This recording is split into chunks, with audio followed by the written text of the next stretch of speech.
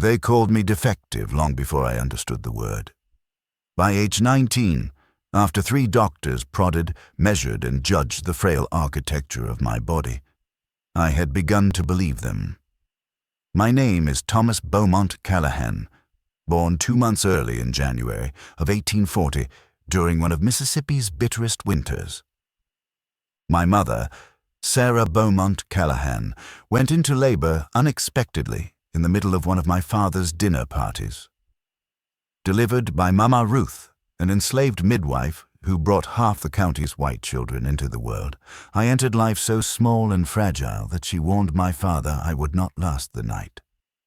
My mother, delirious with fever, held my shivering body to her breast and whispered that she could feel my heart fighting.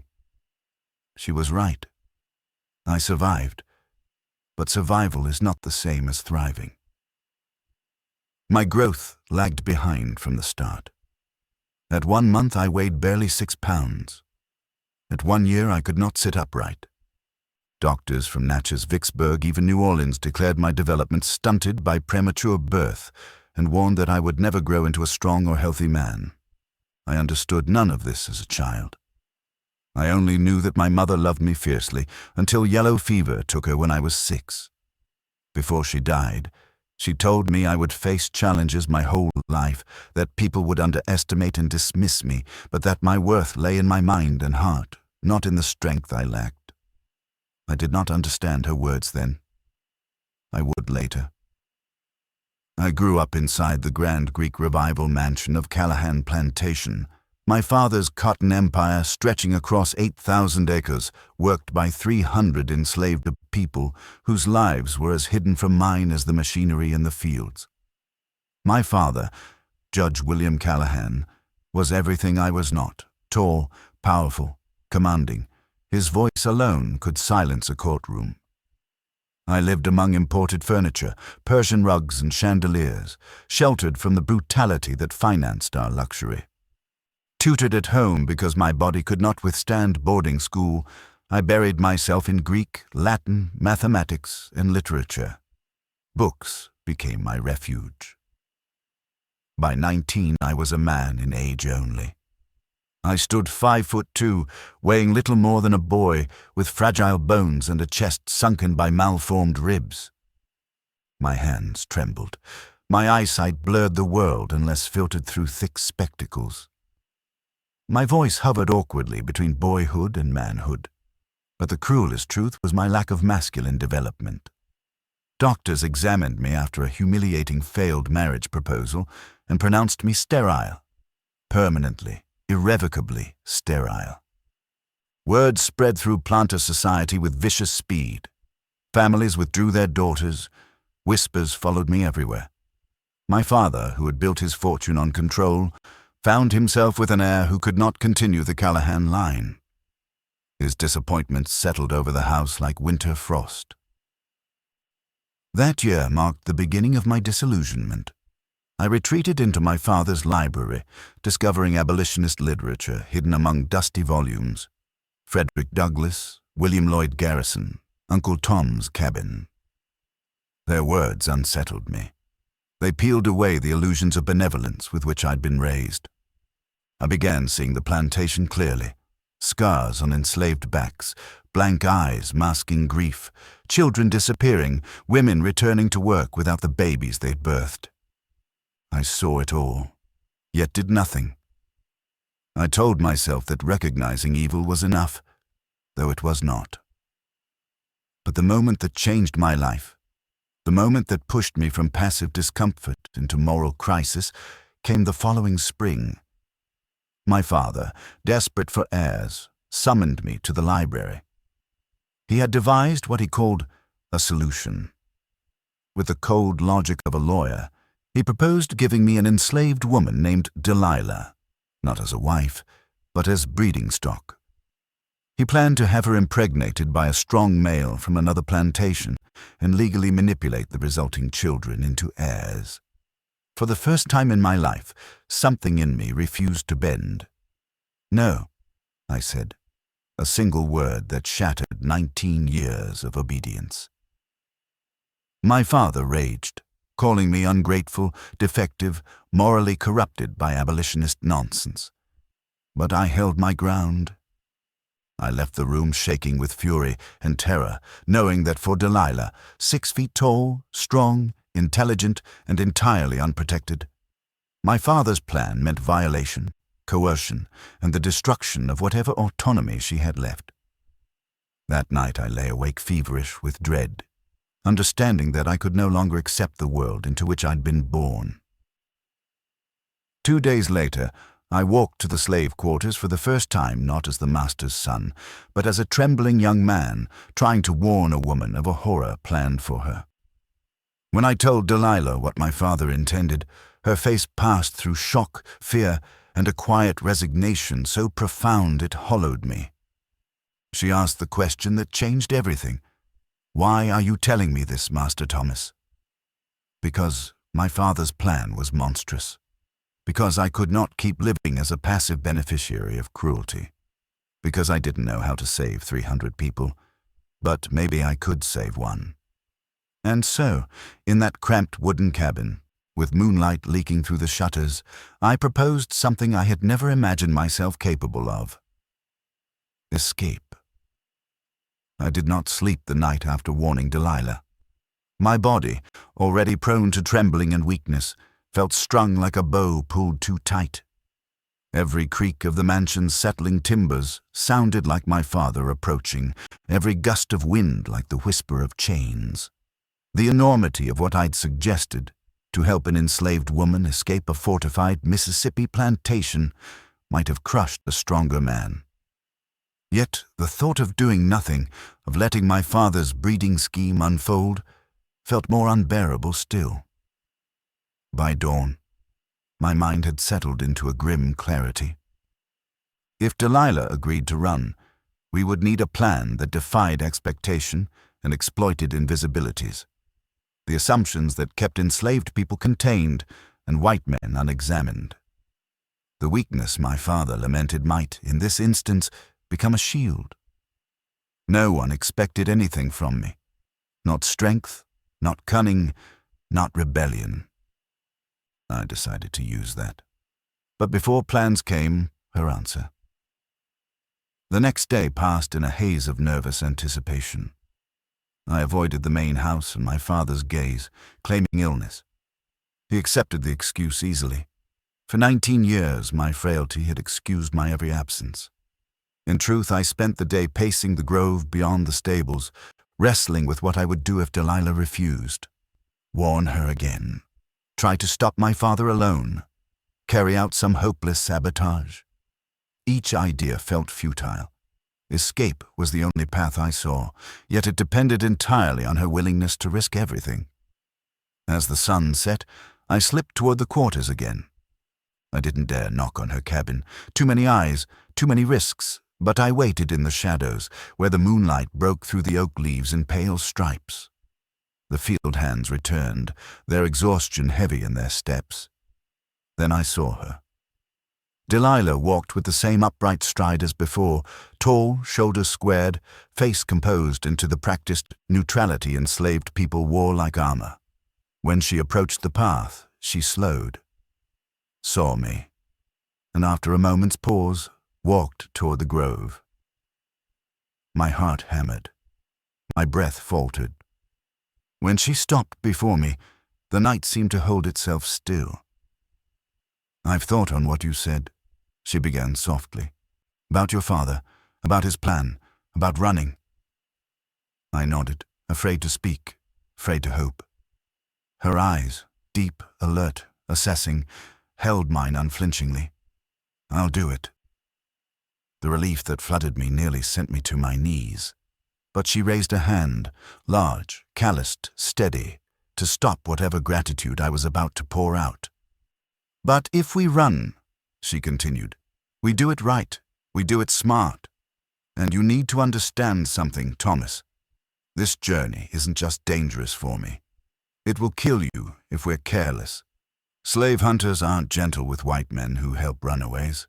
"I understand," I said, though my voice shook with the enormity of it. "No," she said quietly. "You don't. but you will." And that was the beginning of the plan. We walked deeper into the grove, away from curious eyes. For the first time, I realized how little I truly understood about escaping slavery, how much strategy, knowledge, and survival instinct such a feat required. Delilah, who had lived under bondage for 24 years, understood far more than I did. "First," she said, "we need a story, something we can tell patrols if we're stopped." "I can forge travel passes," I said quickly. "I've practiced my father's handwriting since I was a boy. I can make documents saying I'm transporting you to Vicksburg for sale." She stared at me, startled. "You can forge the judge's signature?" "I've been practicing it for 10 years, I admitted, embarrassed. I like studying handwriting. I copy things. It calms me." For the first time, I saw something like amusement flicker in her eyes. Well, that might be the first time book learning saves both our lives. She began listing what we would need. A wagon small enough not to draw attention, but large enough to carry supplies. Food that would keep. Water, blankets, matches, ropes. A map. Tools for repairing a wheel. Money. Real money, she emphasized. Not plantation scrip. "I can get that," I said. "I have a trust fund. My mother's money. My father doesn't control it." She nodded approvingly. "Good, because we'll need more than a few dollars if we aim for Ohio." Her confidence surprised me. Not arrogance, but experience sharpened into realism. She had spent her life watching escapes fail. She knew the stakes, and she knew how to increase our chances. "Next," she said, "we leave at a time when no one expects movement." "Midnight," I suggested. "Most of the house will be asleep." "No," she said. "Too obvious. The patrols watch the roads closest to midnight. We leave around 12, but we move quietly first. Hitch the wagon before your father's dogs start barking. Leave the plantation without using the main path." I blinked. "Where will we go?" "There's a back route through the pine woods," she explained.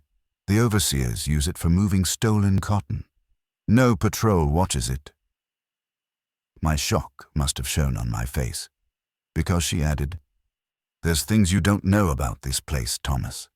Things your father keeps from you. Things everyone keeps from the judge's son." Then she leaned closer, lowering her voice. "And another thing, we can't be seen walking together before we run. Not even once more. If someone notices you coming around the quarters, the judge will know something's wrong. So this is the last time we speak before we leave," I murmured. "Yes. Next time I see you, it'll be in the stable. Thursday night. Midnight." Her tone left no room for argument. She stepped back, eyes scanning the grove as though expecting watchers. Then she looked at me. Really looked. Her expression a mixture of fierce determination and something gentler, harder to name. "You're risking your life for me," she said. "So I'll risk mine for you. But understand this, Thomas. Escape isn't the same as freedom. Freedom's a long road." "I know," I said, "but I want to walk it with you." Her breath hitched just slightly, as though the word struck somewhere vulnerable. Then she nodded once. "Thursday," she said, turning to leave. "Be ready, and don't lose your nerve, Thomas. You'll only get one chance at this." As she disappeared into the darkness, the gravity of what lay ahead finally settled over me. I was not simply planning to steal my father's property. I was planning to steal away my own future, my inheritance, my comfort, the only life I had ever known. Yet, for the first time, I felt something that had eluded me my entire life. Purpose. Thursday came with the heaviness that clung to me like Mississippi humidity. Every hour felt like a thread pulled taut, every minute a reminder that one misstep, one sound, one suspicion could shatter everything Delilah and I intended to do. I moved through the day wrapped in the stillness of someone preparing for death or rebirth. Perhaps both. I avoided my father entirely. He remained in his study most of the day, writing documents I suspected were related to his abhorrent breeding plan, papers that would never be carried out if tonight went as planned. I stayed in my room under the guise of illness, though my shaking legs and clammy skin lent truth to the lie. By late afternoon, I had assembled everything Delilah listed: food, blankets, flint, rope, tools, a water cask, 2 canteens, and a small medical kit. My trembling hands packed and repacked the supplies until I felt reasonably sure I hadn't forgotten something vital. I secured my mother's money, $800, inside a small leather satchel I'd strapped beneath my coat. 10. The most delicate task remained: forging my father's signature on a travel pass. I spent nearly an hour shaping letters until the loops and angles matched exactly. The pass stated that the bearer, Delilah, property of Judge William Callahan, was being transported by Thomas Callahan on plantation business. If caught, the document needed to withstand scrutiny.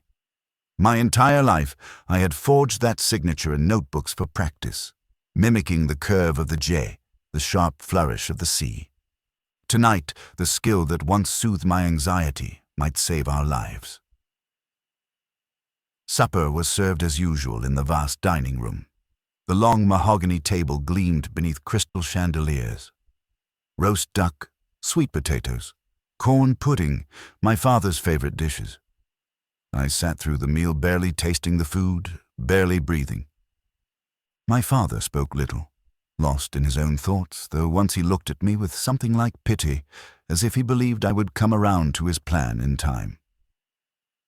I wondered, briefly, what he would think when he found my room empty. The hours crawled until the house began settling into evening rituals. The servants extinguished lamps. The halls dimmed, doors closed softly. My father retired to his room at 10, his heavy footsteps echoing down the corridor. At 11, the house fell into silence so complete it felt unnatural. At 11:30, I rose. My legs were trembling violently. Fear or frailty, I couldn't tell. I slung my satchel beneath my coat, grabbed the bag of supplies, and crept down the servants' staircase barefoot so my steps would not echo on the polished floors. The kitchen door opened to the cool night. Outside, the sky stretched in a vast sheet of starlight. The air smelled of pine and distant river water. I kept to the shadows along the house, moving slowly until I reached the stable. Inside, the darkness was thick and warm. Horses shifted in their stalls, curious but quiet. I chose a smaller wagon, one used for errands and local trips.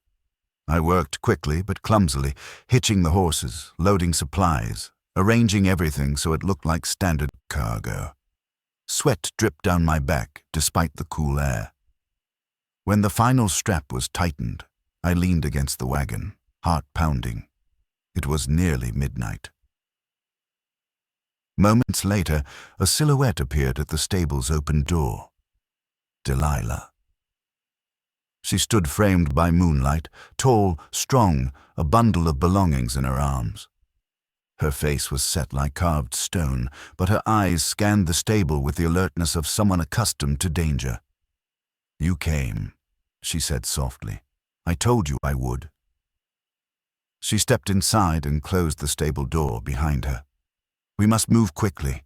The night won't stay on our side." She placed her small bundle in the wagon. It struck me again how little she owned, how much she was leaving behind that was never truly hers. Chains, trauma, memories. And yet she moved with steady resolve. "Take the reins," she instructed. "You drive first.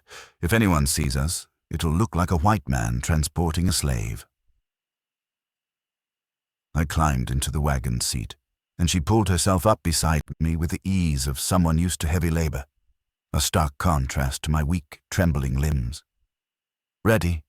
she asked. I swallowed hard, as I'll ever be. She nodded once, Then go. I clicked the reins lightly.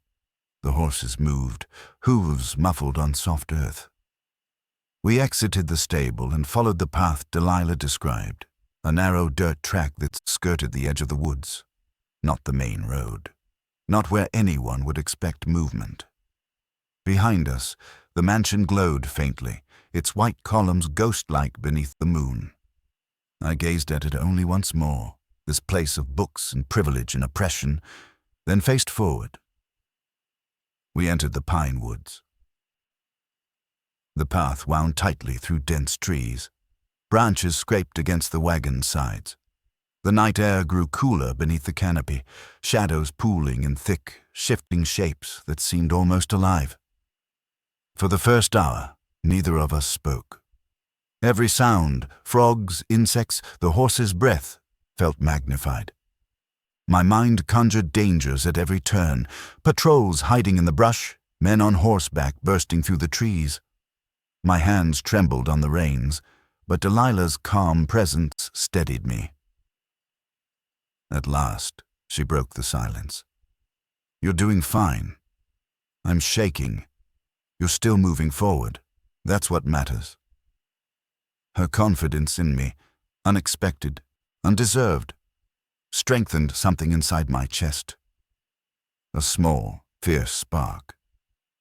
After an hour more, we reached a narrow break where the woods opened onto a dirt road leading northeast. "This is it," Delilah whispered. "Once we're on this road, we're committed." I nodded, guiding the horses forward. We had gone no more than 20 minutes when a lantern flickered ahead. Patrol. My breath vanished. My heart thundered so violently, I thought I might faint. The wagon rolled closer until the patrolman, mounted on a horse, rifle slung across his chest, raised a hand. "Evening," he called. "Traveling late, ain't you?"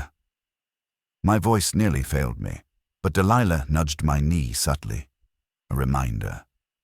"I'm transporting property for my father," I said, lifting the forged travel pass with hands I willed to steadiness. "Judge Callahan, business in Vicksburg." The patrolman took the paper. The world stopped as his eyes scanned the page. He turned it over, held it to his lantern flame. My stomach twisted. "You the judge's boy?" he asked. "Yes, sir." He squinted at me. "Thought you looked like him. Smaller version." My cheeks burned, but I nodded. The patrolman scratched his chin, handed the pass back, and tapped his horse's flank. "Safe travels. Roads get dangerous after midnight." "Yes, sir. Thank you." He moved aside. Only when he was out of sight did I allow myself to breathe. Delilah placed her hand lightly on my shoulder. "You did well." I exhaled raggedly. "That was too close." "That won't be the last patrol," she replied. "But now we know you can talk us past them." Her tone held quiet pride. I had never heard anyone speak of me that way. We drove through the rest of the night before dawn began to break. When the sky paled to gray, Delilah pointed to a grove of trees off the road. "There," she said. "We rest during the day. We move only at night." I guided the wagon into the grove. We unharnessed the horses, let them graze, spread blankets beneath low branches. Exhaustion pulled at me like an anchor. "You sleep first," I told her. "You've worked all day." She shook her head. "You're shaking. You lie down. I'll watch." I opened my mouth to protest, but she gently pressed my shoulder. "Thomas, rest," so I did. And as sleep dragged me under, I thought, we escaped. We actually escaped, Dot. We were on the road to freedom, or death, or both. But whatever came next, we would face it together, Dot. The first day hiding in the grove passed in a strange, suspended silence. I woke after only a few hours to find Delilah sitting with her back against a pine trunk, one knee raised, eyes scanning the woods with the alertness of someone for whom danger had always been a constant companion. Her posture was still but coiled, like she could rise at the slightest crack of a branch. "You should sleep a bit longer," she murmured without looking at me. "I slept enough," I lied, pushing myself upright. My muscles ached from tension and the jostling of the wagon. My chest felt tight, as it often did when anxiety gnawed at me. How long was I out? 2 hours, maybe a little more. She said it with the tone of someone used to measuring time by the movement of shadows. "You didn't rest at all." She shook her head. "I'm used to working tired, and someone has to keep watch." A wave of guilt washed over me. "Wake me next time. We should take turns." "I will," she said, but her eyes flicked briefly toward me in a way that suggested she doubted I'd be much use as I am a god.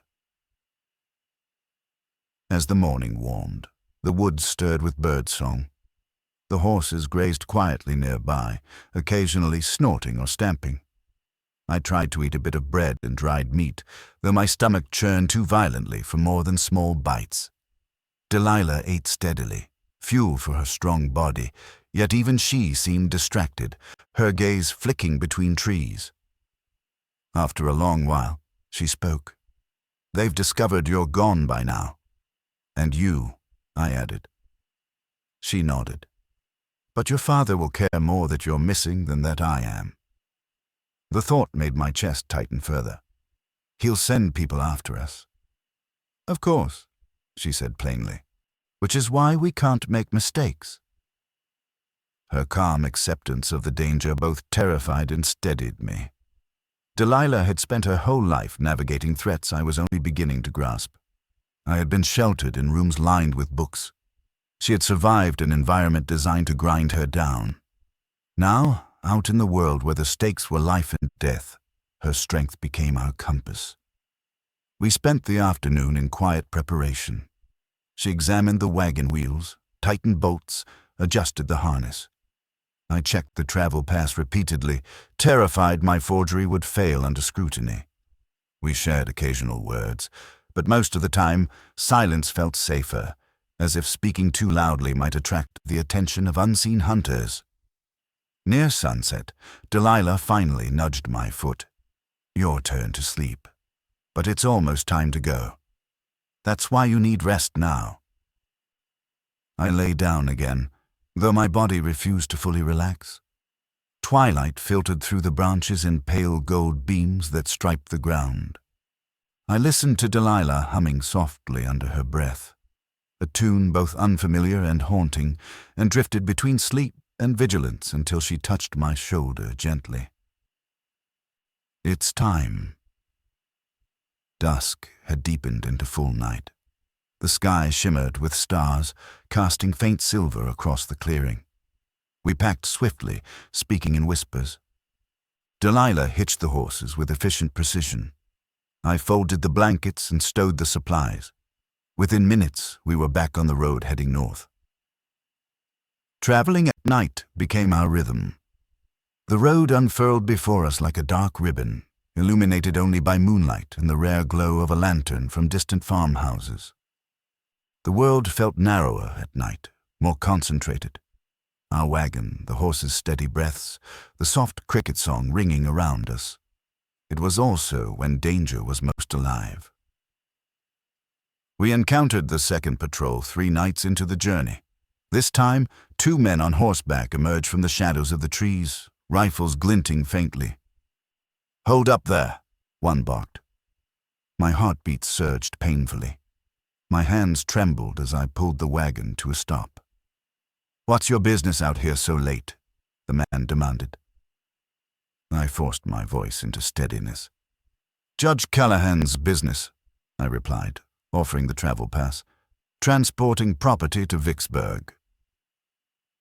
One of the patrolmen snatched at the paper and held it close to his lantern.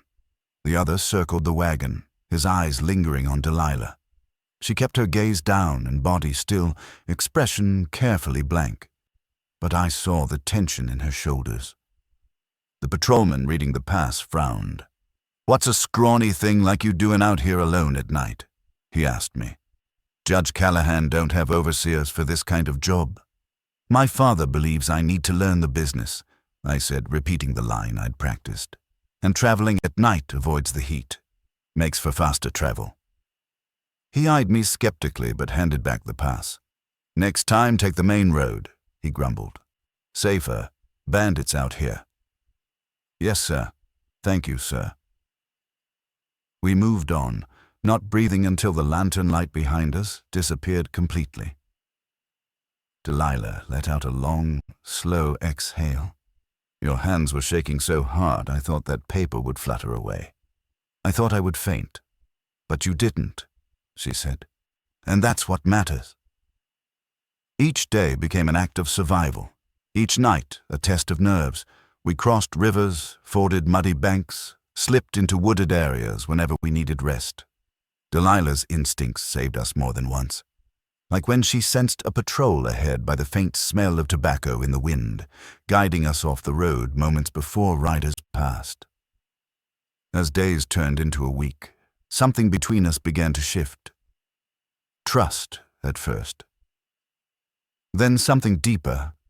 We talked when the nights were calm enough, about books, about her childhood, about the world beyond Mississippi. She told me of her father, sold away when she was 10, and of her mother, who died giving birth to a child who didn't survive. I told her of my mother's death, my father's ambitions, my humiliating examinations.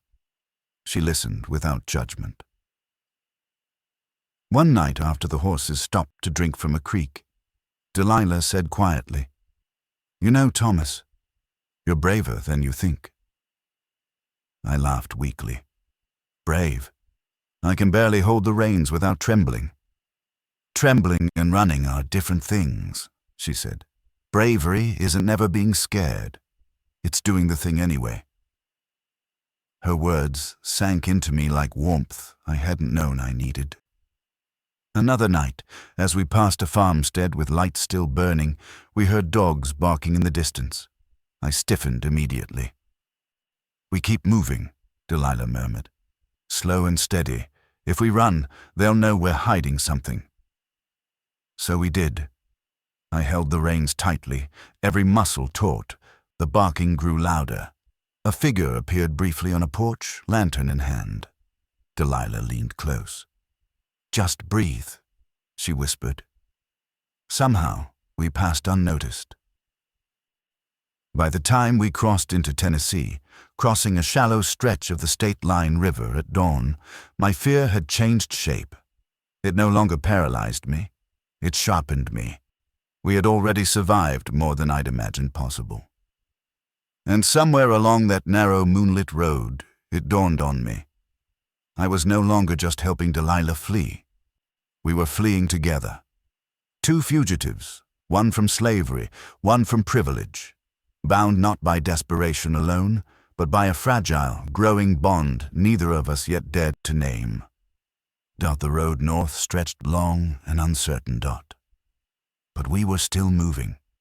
Still breathing, still free, For now, crossing into Tennessee did not bring the sudden rush of triumph I had once imagined. There were no border markers, no lines carved into the earth that separated bondage from liberty.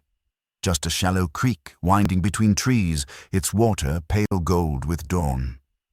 But when the wagon's wheels sank into the opposite bank and the horses scrambled up the muddy incline, Delilah paused, one hand gripping the wagon's railing as if steadying herself. "That's one border crossed," she murmured, almost to herself. "One less chain." Her voice held a quiet awe. I felt it too, a tremor in my chest, fragile but real. We had traveled through Mississippi's web of patrols, its silent watchers and glancing dangers. Now Tennessee lay before us, a place less hostile, though hardly safe. Slave catchers roamed here as well. Yet we were farther from my father's reach, and that alone felt like a loosening of invisible hands around our throats.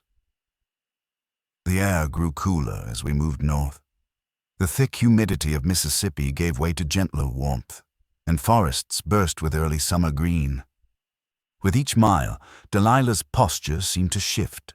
not just from exhaustion or vigilance, but from a burden being carefully, cautiously lowered. She still watched the road with sharp attention, but sometimes her gaze drifted upward, to the sky, to the trees, like someone reacquainting herself with the concept of horizon. Our days settled into a rhythm of hiding and waiting. We found thickets dense enough to conceal a wagon, or abandoned barns left to vine and dust.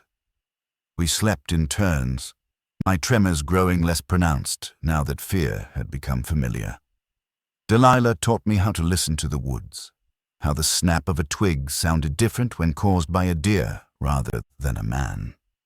In those quiet hours, she became my guide not only through forests, but through a world I had never truly seen. At night we traveled, sometimes speaking softly, sometimes riding in companionable silence. One evening, beneath a sky smeared with hazy stars, Delilah asked, "What do you think freedom is, Thomas?" I thought for a long moment. "The ability to choose," I said. "Choose where to live, what to believe, who to be." She nodded. "That's part of it. But for me..." She paused, searching for words. "Freedom is when you don't wake every morning wondering what someone will take from you. Your time, your work, your children, your body. When you don't have to be afraid of the sun rising." Her voice was steady, but her hands curled gently in her lap. "When we reach the north," I said, "no one will own you again." She turned to me, eyes shadowed with something darker than fear. "People don't have to own you to control you, Thomas. Even free states have chains, prejudice, laws, customs. They won't see us as equals." She said us.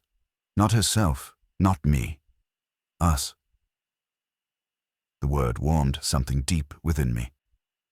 "Then we'll make our own place," I told her. "Some corner where no one else gets to decide our worth." She studied me for a moment, as though testing the sincerity of my promise. Then she nodded, a small smile tugging at her lips. "Maybe we will." As we moved farther north, the land changed in ways I had never witnessed outside books. Hills rose gently instead of the flat, endless fields of home. Rivers flowed with clear, cold water rather than the thick, brown currents of the Mississippi. Even the bird song sounded different, higher, sharper, less languid. I had lived 19 years in one place, learning its languages without realizing they were not universal. One night, while the horses drank from a stream, Delilah stood at the water's edge and dipped her hands into the current. When she lifted them, droplets glimmered on her skin like small stars. "I never thought I'd touch water like this," she whispered. "Cool and clean, not from a ditch behind the quarters." She rubbed the water over her arms, cleansing sweat, dirt, memory. I watched her with a strange, tightening ache in my chest. Admiration, grief, something more fragile and dangerous. She turned back to me, catching my gaze. "Don't look at me like that," she said gently. "Like what?" "Like I'm made of something rare." Her tone held neither mockery nor anger, just quiet truth. "I'm flesh and bone, same as anyone." "You're stronger than anyone I've ever met," I said. She looked away, lips pressed together as if the words unsettled her, but she didn't deny them. Danger never disappeared entirely. On the 7th night in Tennessee, dogs barked in the distance, sharp, alert, purposeful. We froze. Delilah's hand closed around my wrist. "Not wolves," she whispered. "Hounds. Slave hunters." My breath caught painfully, but Delilah acted with swift precision. She guided the wagon off the road into a dense patch of brush, then extinguished our lantern. I crouched behind the wagon, heart pounding so violently I feared it would shake the leaves. "Lie flat," she murmured. "Don't make a sound." I obeyed. The barking grew louder, Hoofbeats thudded closer. Lantern light flickered between trees. Voices, rough, laughing, cut through the darkness. "Tracks lead this way. If the bastard's hiding somewhere, the dogs will find him." "Him," Delilah mouthed silently. We exchanged a glance. These hunters were searching for a male runaway. Someone else. Not us. Relief mingled with sorrow. Somewhere out there, a man was desperate, terrified, running for a freedom that might never come. We remained still until the hunters passed. Only when their voices faded into the night did Delilah exhale. "Move," she whispered. "Slowly." We returned to the road, shaken but unharmed. I couldn't stop trembling. "We were almost caught," I whispered. "But we weren't," she answered. "And tomorrow puts Tennessee behind us too." She said it with a quiet pride, as though each state line we crossed loosened a knot in her chest. By mid-June, we approached the border of Kentucky. The nights grew warmer again, fireflies drifting like sparks through the dark fields. I had read about fireflies in books, but I had never seen so many. The fields alight with flickering gold, as though the land itself was breathing fire. Delilah reached her hand out, catching one briefly before letting it go. "They look like freedom," she murmured. We were still miles from anything that could be safely called freedom, but I knew what she meant. The feeling of possibility, blinking in the dark. As we rode beneath that living galaxy of light, something in me shifted. For the first time since our journey began, the question wasn't, "Can we escape?" It was, "What will life look like when we do?" Delilah must have sensed the change in me, because she leaned slightly closer, her voice soft in the warm summer air. "Freedom's not a place, Thomas," she said. "It's a road, and I think we're finally walking it." And that night, riding north under fields of fireflies, our wagon rolling along a path neither of us had ever dared imagine. I believed her dot Kentucky stretched before us like a land suspended between two worlds, neither wholly slave nor wholly free, a landscape woven from contradictions. Enslavement was legal here, yet so was gradual emancipation. Patrols were present, but thinner, lazier, less invested. People watched us with suspicion, but also, sometimes, indifference. It was a place where danger lived in the margins rather than on every doorstep. For the first time since we left Mississippi, I felt the tightness in my chest loosen, only slightly, but enough to notice. Delilah felt it too. One evening, as we rested the horses near a meadow where tall grass shimmered in the twilight, she closed her eyes and lifted her face toward the breeze. Her shoulders lowered, just a fraction. The constant bracing I'd seen in her since the night she learned my father's plans softened at the edges. "It smells different here," she murmured. "How so?" "Like things growing," she said, "not things being worked to death." I watched her, realizing that freedom for Delilah was not only a destination, but a slow healing, an unlearning of fear. And in that moment, more than any other, I understood how small my sacrifices were compared to hers. That night brought rain, heavy, cold, sudden. Lightning cracked across the sky, illuminating the road in jarring flashes.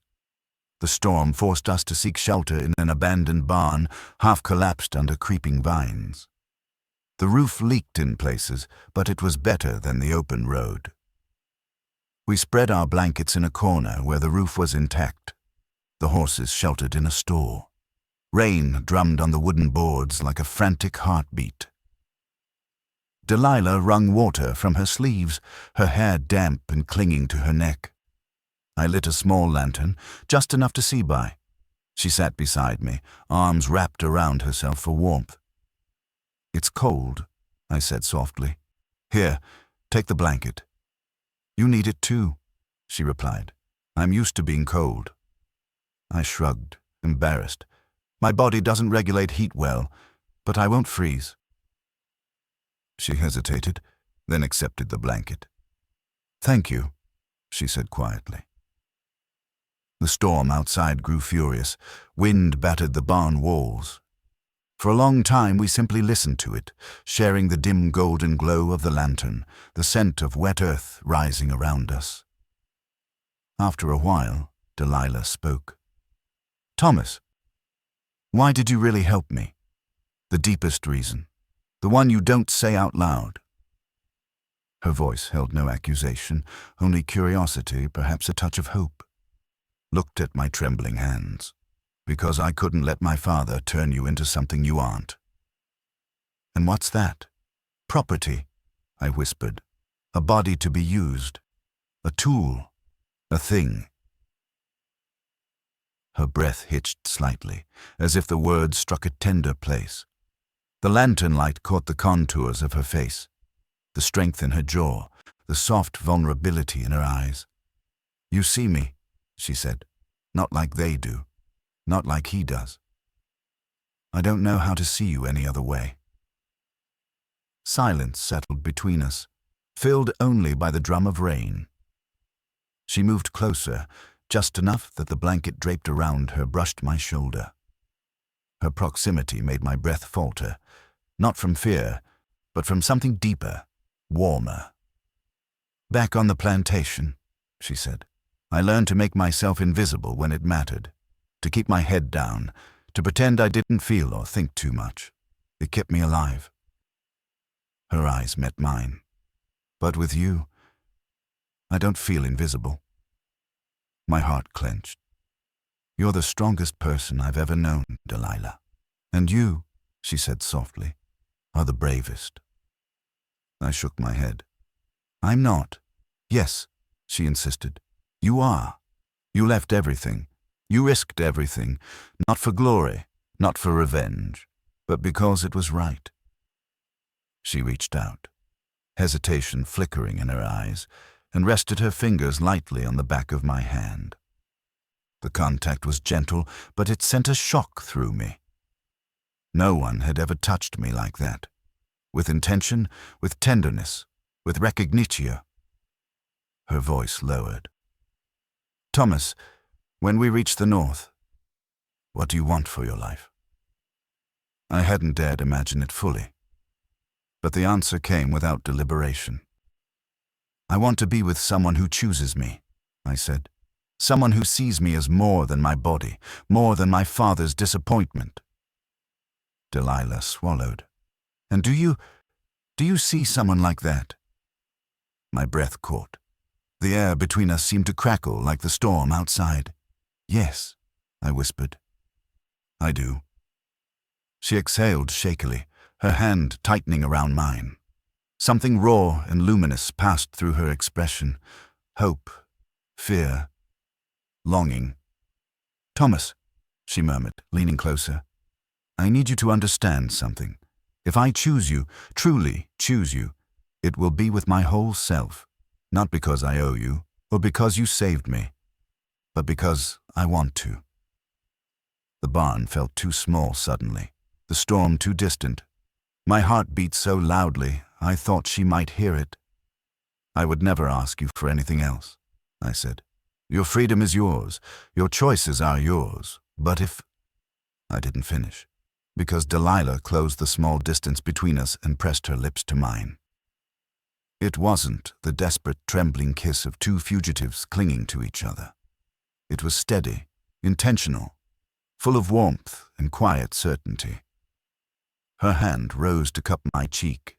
Mine found her shoulder, the curve of her arm solid and reassuring beneath my palm. For a moment, the storm vanished. The fear vanished.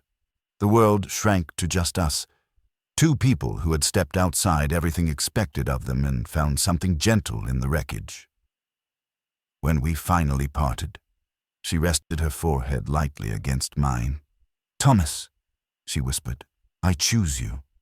And I, breathless, trembling, and overwhelmed by something too vast to name, whispered back, "I choose you too." We didn't talk much more that night. We didn't need to. The storm softened, the rain easing into a gentle tapping. Delilah curled against my side beneath the blanket, her warmth steady and comforting.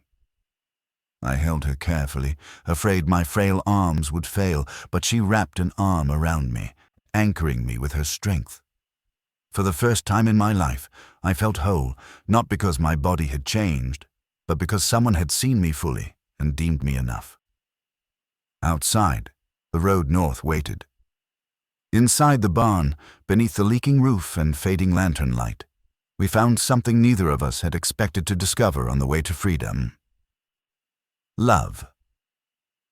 Real, fragile, chosen love. Cincinnati greeted us with noise, life, and a disorienting sense of possibility. After nearly 2 months of traveling through shadows, hiding in woods, lying awake listening for hounds and hoofbeats, the city's bustle felt unreal, almost overwhelming. Street vendors shouted prices, wagons clattered over cobblestones, steamboats groaned along the Ohio River, and free black families walked openly without the constant terror of patrols. I watched Delilah take it in. The noise, the motion, the faces, her expression shifting between awe and disbelief. "This is the first place I've seen," she whispered, "where no one looks at me like they own me." Her words pierced me. Freedom, vague and distant for so long, was suddenly tangible, as real as the river rolling past us. But we were not naive. Even free states carried prejudice like a stain. Even here, our presence as an interracial couple drew stares, some curious, others disapproving, a few hostile. Yet Cincinnati also held abolitionists, Quakers, refugees from slavery, and people who lived on the margins of society's rules. It was a city built on conflict, but also on possibility. We rented a small house on a narrow street where Irish immigrants, free black families, and poor white laborers all lived elbow to elbow.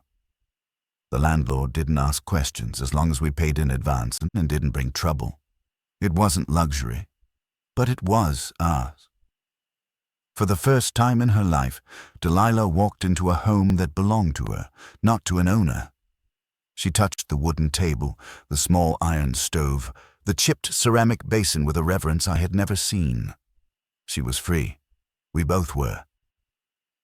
The first few weeks were a mixture of joy and hardship. Money was limited. My trust fund, so substantial in Mississippi, was modest in Ohio, where rent, food, and coal bills ate through it quickly. I found work as a clerk in a law office. My neat handwriting, education, and quiet manner made me valuable, even if my frail body prevented more demanding tasks. Delilah found work sewing, her strong hands and careful stitches quickly earning her respect among seamstresses and dressmakers. Yet for all the obstacles, poverty, suspicion, the lingering fear of being recognized, we built a life, slowly, carefully, together. When the war broke out in 1861, Cincinnati changed overnight. Soldiers marched through the streets, drums echoing between buildings. Blacks and whites alike flooded the city with news from the South. Some spoke of victory. Others spoke of terror. Slave uprisings crushed, families torn apart, plantations in chaos. Delilah read newspapers with a ferocity I had never seen in her, scanning for any mention of Mississippi, of Natchez, of Callahan Plantation. Each time the papers mentioned riots or skirmishes near the river counties, her jaw tightened. What if someone we knew, someone we passed, gets caught in the fighting? She whispered once. "We can't know," I said gently, "but we can help the ones who make it here." So we did. Our small house became a quiet station on the Underground Railroad. Delilah taught newly escaped families how to adapt, how to navigate a free city, how to find safe work, how to avoid bounty hunters who still prowled the Ohio border. She showed women how to sew, how to read prices, how to stand without lowering their gaze.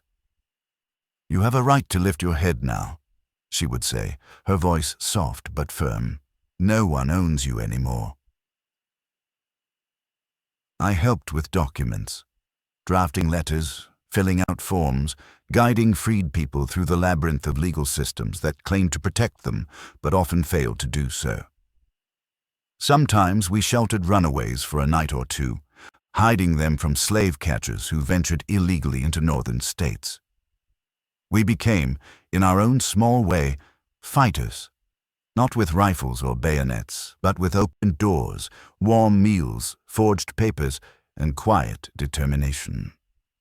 Our marriage, illegal in many states but affirmed by a Quaker congregation, became the anchor of our lives. In November 1859, beneath a modest wooden roof, we promised ourselves to each other. The Quaker minister had smiled gently when I stumbled over my words, my voice trembling with emotion rather than illness. "I take you, Delilah Freeman, to be my wife," I said. "I take you, Thomas Callahan Freeman, to be my husband," she replied, adding my name to hers. Freeman by choice now, not by hope. Few marriages were less recognized by the law. None were more recognized by the heart. We were not spared judgment. People stared when we walked together. Some whispered openly. A few shouted slurs or crossed the street. But many, especially in the abolitionist circles Delilah began to frequent, welcomed us warmly. They saw in our marriage what we felt, a quiet defiance, a declaration that love could exist outside the rules of the world we'd both fled. And then, as the war dragged on, tragedy and necessity reshaped our purpose. With so many men lost, so many families torn apart, orphaned children filled Cincinnati's streets. Many were formerly enslaved. Others were freed but abandoned, orphans of war and displacement. Delilah insisted we take them in. "Freedom doesn't mean much," she said softly, "if children grow up believing they're alone." In 1865, after the war ended, we adopted 3 children. Sarah, named after my mother, earnest and bright, with a hunger for learning that reminded me of myself. Frederick, named for Frederick Douglass, thoughtful and observant, drawn to healing and science. Liberty, whose name Delilah chose, saying, "I want her to grow up knowing what she's owed by the world." Our home grew louder, messier, more chaotic, and more full of joy than I had ever known possible. Nights once spent listening for patrols became nights of reading stories aloud. Days once spent fearing capture became days teaching children to write their names. I watched Delilah with them, strong, patient, gentle, and realized that whatever the world had taken from her, it had not taken her capacity to heal. I watched the children with her, how they clung to her skirts, how they listened when she spoke, how they flourished under her guidance, and realized she had given them something I could not, a mother's courage. As our children grew, so too did the world around us. News of battles, victories, and the Emancipation Proclamation swept through Cincinnati. When President Lincoln's proclamation reached the city, Delilah wept openly for the first time in years, silent tears slipping down her cheeks as the bells of churches rang across the riverfront. "Is it true?" Sarah whispered. "Are all the slaves really free?" Delilah knelt to meet her daughter's eyes. "Not everywhere, not yet. But it's coming. The freedom that brought us here, it's coming for others too." For the first time in her life, she dared to believe it. And for the first time in mine, I dared to believe that our small story, our flight through woods and danger, our quiet defiance, had become part of something larger than us. A tide of change that no single judge, overseer, or chain could stop. We had not only run from bondage, we had run toward a legacy of service, a legacy of rebellion, a legacy of love. Time has a way of moving differently once fear is no longer its engine. The years after the war rolled forward with a gentler rhythm, still marked by the time she was 10, she could out-debate half the clerks in the legal office where I worked. Delilah watched them with a pride so deep it seemed to glow from within. "They're free," she would whisper. "They're everything we never had the chance to be." And I would take her hand and answer, "Because of you." But time is not gentle forever. In the winter of 1882, pneumonia gripped me with a ferocity my weakened lungs could not fight. The cold seeped into my bones despite blankets and firelight. Delilah stayed at my side day and night, her warm hands wrapped around mine, her dark eyes steady even as worry gnawed at her. The children came in shifts, Sarah reading softly from a book of poetry, Frederick preparing broths and tinctures, Liberty sitting beside me with her chin held high, refusing to acknowledge anything so mortal as loss. But it was Delilah's presence that anchored me. One night, snow falling softly outside, the oil lamp flickering on the bedside table. I felt my strength slipping. Breathing was like pulling air through cloth, thin and ragged. I knew what was coming. Delilah must have known too, though she never let her sorrow show. I turned to her, my voice barely a whisper. "Did I do right, Delilah? Leaving Mississippi, bringing you north? All of it. Was it worth anything?" Her hand tightened around mine. "Thomas," she said, her voice breaking in a way I had never heard. "You gave me my life. You gave me freedom, dignity, love. You gave me children who will grow up without chains. You gave me choices. You gave me everything." I blinked back tears I was too weak to wipe away. She leaned down, resting her forehead gently against mine. "I love you, Thomas Freeman," she whispered. "And I love you, Delilah," I breathed. Those were my last words. Delilah lived another 18 years. She wore her grief quietly, like a shawl draped around her shoulders, always present but never keeping her from her work. She poured herself into civil rights efforts, teaching, organizing, and speaking to anyone willing to listen about the horrors of slavery and the necessity of true freedom. She spoke of me sometimes, but always in the same way, gentle, steady, with a mixture of affection and steel. "He showed me that freedom is something we can build," she would say, "even when the world tells us we have no right to it." As the children grew into adults, they carried pieces of us with them. Sarah educated hundreds of formerly enslaved people. Frederick opened a clinic that treated the poor regardless of race. Liberty became a lawyer, her booming voice echoing in courtrooms where she dismantled laws that once bound her mother's body. They lived our legacy, not of blood, but of choice. When Delilah passed in 1900, she was laid to rest beside me in Spring Grove Cemetery. Our shared headstone bore both our names, our dates, and the inscription she had chosen. They chose freedom over comfort.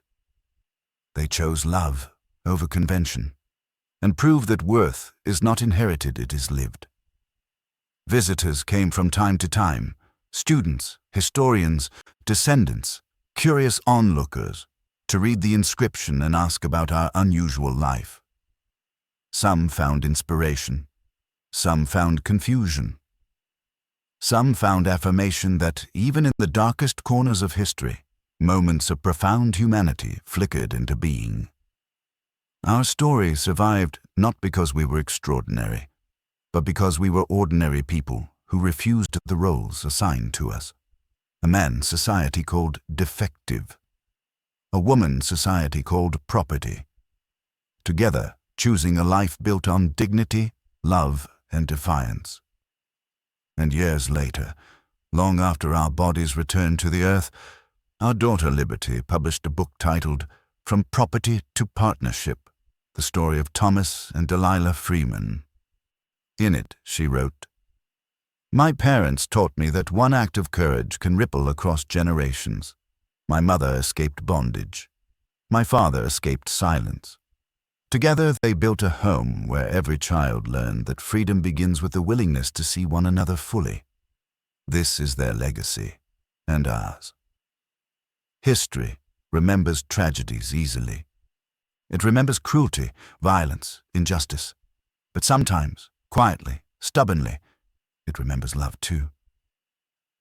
Our story began with flight, but it ends here, rooted in the earth beside the woman I chose, who chose me in return. The end of our journey, the beginning of our legacy, the end and the beginning